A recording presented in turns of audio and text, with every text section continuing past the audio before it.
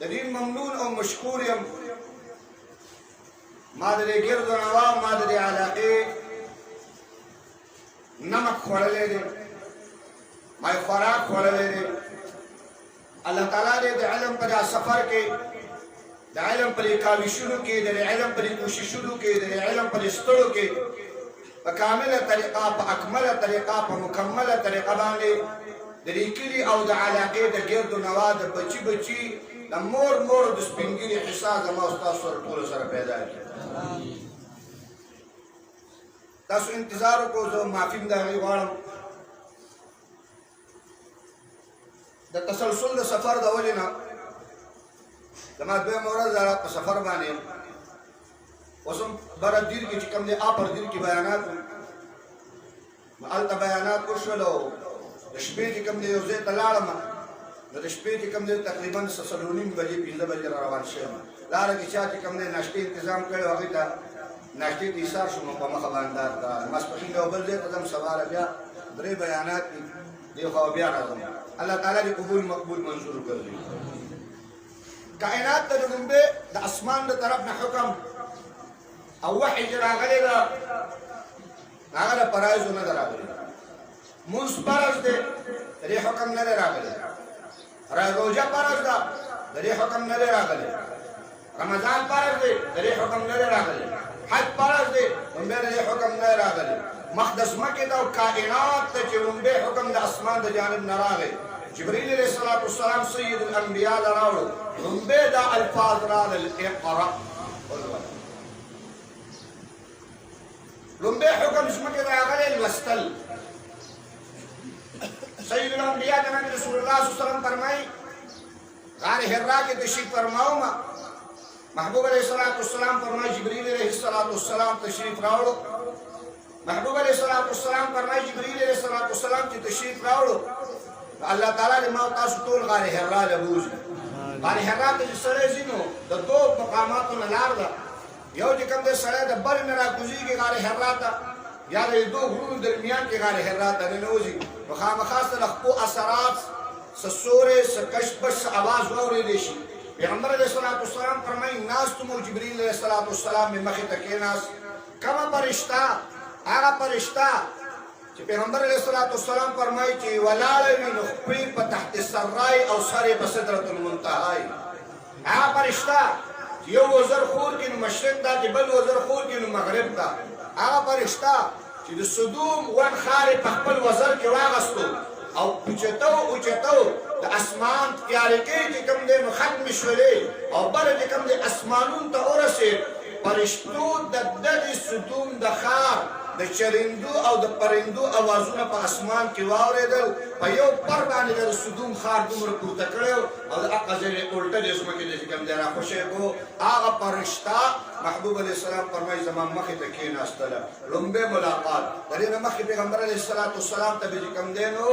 رؤیای صالحه راتلل رؤیای صالحه ښایسته ښایسته ښکلي خوبونه به چې کوم دی کېدل رؤیای صالحه نه بعد پیغمبر علیه الصلوۃ والسلام ته لومبی وحی د قرآن مجید راله جبريل علیہ الصلوۃ والسلام مخې ته کېناست غار حرا کې لومبی د قرآن مجید حکم راغی لومبی چې کوم دی مقدس مکې ته سبق او درس راغی محبوب علیه الصلوۃ والسلام فرمایي داسې راته وفرمایي اقرأ باسم ربک الذی خلق خلق الانسان من علق سید الانبیاء فرمایي ما انا بقارئ زخل وستن کے نیما زخل وستن کے نیما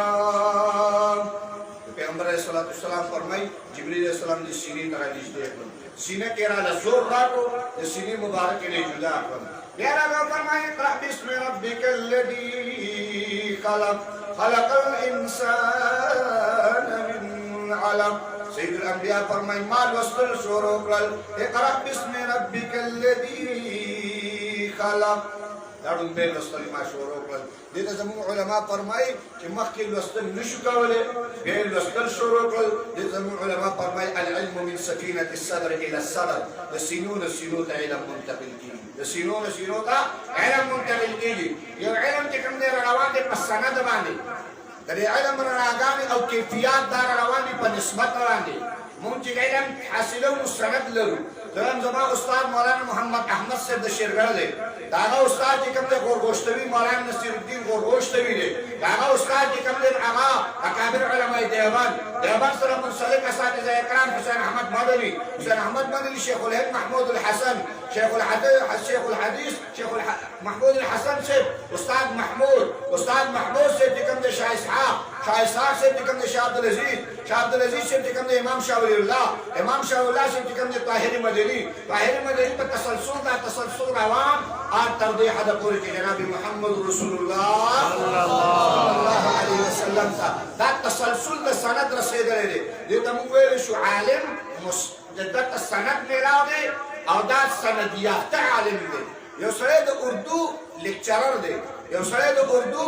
ټیچر دی، یو سړی د اردو لوستونکی دی. هغه ته به معلومات وي خو هغه ته موږ عالم